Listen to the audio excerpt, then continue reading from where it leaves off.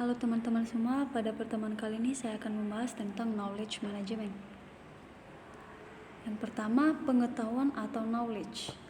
Pengetahuan atau knowledge merujuk pada informasi yang diproses, dikelola, atau disusun dengan berbagai macam metode dan diaplikasikan dalam penyelesaian suatu masalah. Kemudian express knowledge adalah pengetahuan yang bersifat objektif dan dapat didokumentasikan dalam bentuk dokumen formal seperti laporan, karya tulis, dan peraturan. Kedua, tacit knowledge adalah pengetahuan yang cenderung subjektif atau sulit didokumentasikan dalam wujud nyata. Pengetahuan ini dapat berasal dari pengalaman seseorang mengenali lingkungannya dan menjadi skill atau kebiasaan. Kemudian beberapa cara organisasi untuk mentransfer tacit knowledge. Yang pertama, shadowing adalah senior menunjukkan contoh menyelesaikan pekerjaan, kemudian junior mengamati dan meniru serta mengaplikasikannya di pekerjaan selanjutnya. Kemudian yang kedua, joint problem solving adalah junior terlibat langsung dalam suatu pekerjaan dan mengamati serta mengikuti perintah dari senior. Kemudian knowledge management. Knowledge management atau singkatan dari KM atau dikenal dengan manajemen pengetahuan adalah sekumpulan praktik untuk meningkatkan kesadaran, membina pembelajaran, mempercepat kolaborasi dan inovasi serta bertukar wawasan. Yang pertama, suatu organisasi menerapkan knowledge management dengan tujuan agar setiap individu, tim, dan seluruh organisasi dapat mengumpulkan dan secara sistematis menciptakan, berbagi, dan mengaplikasikan pengetahuan untuk mencapai tujuan organisasi. Kemudian penerapan knowledge management ada 3, yaitu 1. Menumbuhkan dan membina inovasi dengan mendorong adanya kebebasan menyampaikan ide antara karyawan, kontraktor, supplier, dan partner bisnis.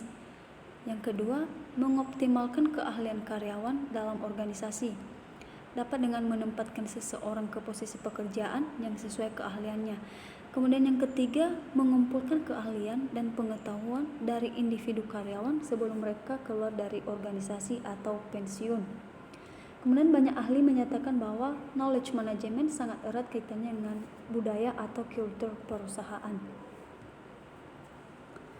Kemudian knowledge management atau best practice menerapkan knowledge management dalam organisasi dapat menjadi sebuah tantangan besar karena berhubungan dengan budaya dan komitmen setiap unsur organisasi, sehingga para ahli dan peneliti merumuskan best practice dalam membangun knowledge management, yaitu 1.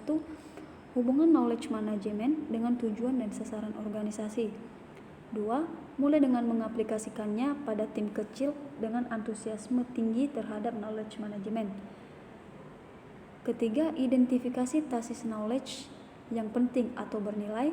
Kemudian yang keempat, pastikan seluruh pegawai mulai mengenal dan terlibat langsung dalam mengaplikasikan knowledge management. Kemudian, teknologi pendukung knowledge management ada 5, yaitu 1. Communities of Practice atau COP adalah sekumpulan orang dengan minat yang sama dalam sebuah organisasi. Kemudian yang kedua, Organizational Network Analysis atau ONA adalah teknik untuk mendokumentasikan dan mengukur alur informasi dalam seorang individu, tim, organisasi, komputer, website, dan sumber informasi lain. Yang ketiga, web. Terminologi web merujuk pada perubahan teknologi dan desain serta fungsi website yang meningkatkan kemampuan berbagi informasi, kolaborasi, dan fungsionalitas web. Contohnya blog, forum, podcast, wikis, dan media sosial.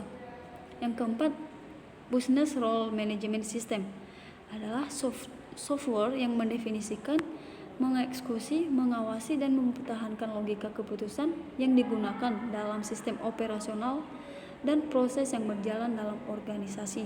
Kemudian yang terakhir adalah nomor 5, Enterprise Software. Ada 3 macam, yaitu software pencarian dalam organisasi, aplikasi dengan teknologi mesin pencarian informasi dalam sebuah organisasi. 2. Bertugas untuk mencari informasi yang sesuai dan konten yang paling penting berdasarkan pencarian pengguna atau pegawai. Kemudian yang terakhir, yang ketiga adalah dapat juga untuk mengidentifikasi sumber informasi yang paling reliable dan relevan. Demikian penjelasan singkat dari saya. Thank you.